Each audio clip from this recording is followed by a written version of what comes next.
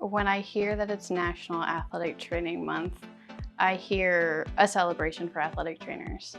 I think that we are so behind the scenes, people don't typically know who we are and what we do. And we finally have a chance to promote the profession and have people actually ask us more about what we're doing, how we do it, where we come from, and things like that. So I think of it as more of a time to actually talk about us where we don't typically get to. Support staff in general likes to stay behind the scenes. Mm-hmm. I mean, usually if we're being seen, something's wrong. Yeah.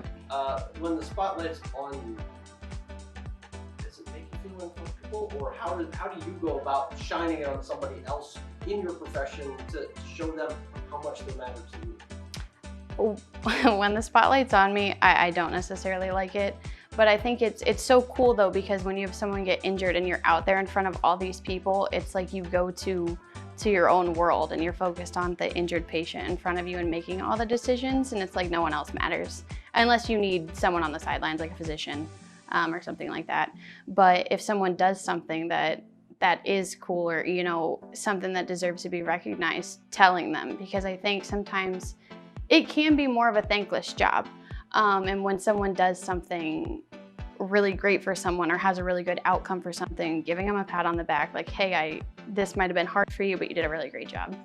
Working with the sports you do, they're kind of niche sports. Like if you follow them, people are really into them. But how do you go about learning those two sports and what it takes to be good at your job?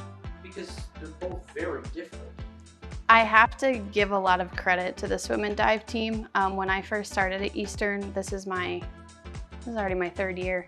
I didn't know anything about swim and dive. My best friend was our one-man swim team in high school. So I went to some of her meets, but when you're actually on the pool deck seeing what the girls do, it's a whole other world. So they've been very patient, explaining everything from the suits to the strokes to the times.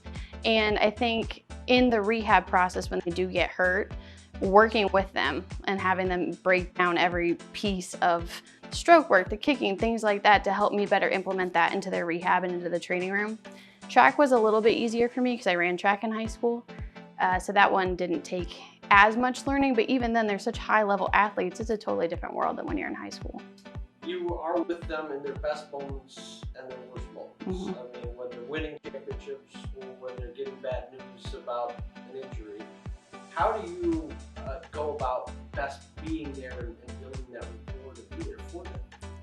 I think one of the other unique parts of our job is every student athlete is completely different from where they come from, where they've been, what they've been through.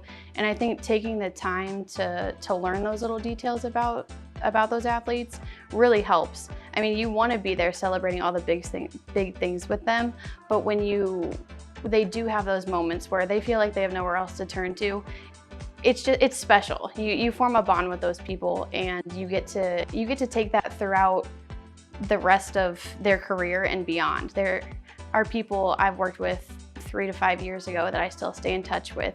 Text me, Allison, how you doing? Or I'll text them, how's the ankle doing? Or just checking in on the retired athletes too. It's a special bond.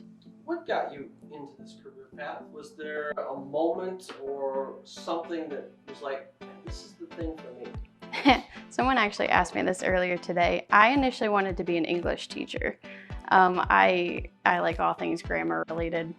But my senior year, we had to do a project for our speech class where I job shadowed my athletic trainer. I was very fortunate. I was never injured, even though I was involved in all kinds of sports. But job shadowing her, I really enjoyed the things that I saw. I was around her all the time, just the nature of it. She called me her daughter, I called her mom, that kind of bond.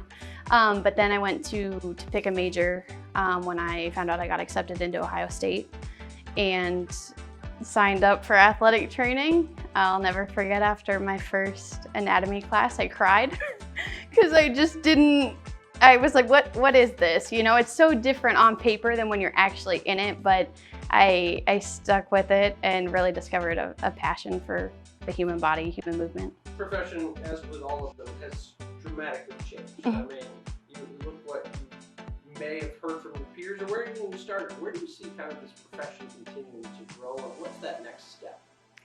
I think just the different places that athletic trainers can be utilized. When people think, well, in terms of myself, they think of college athletics. But there's the high school, even middle schools are starting to get athletic trainers. The military, like ballet there are all different kinds, the hospital setting, the clinic setting. It's an emerging profession because people are starting to learn more about how our skills are so wide but can also be honed into certain settings. So I see it continuing to just expand into all different areas of things out there. One of the common trends with Eastern as a department and Eastern from the sport medicine side is everybody's talking about the family that you guys have. Yeah. What's so special about your group? Our group's awesome, honestly. We have people from all different places across the country who, as basic as no one tapes an ankle the same. You can learn something from any one of our staff. We all know our skill set, but we also can call up someone if we don't know how to do something, and they'll be there, or they'll talk you through it. Or if you have something that you want to go do, Gretchen's great about getting us out of the office when we can. She pushes that pretty hard, which is nice. Sometimes you get so invested in your season you forget to take some time for yourself, but people are willing to step up and help cover, which is really refreshing.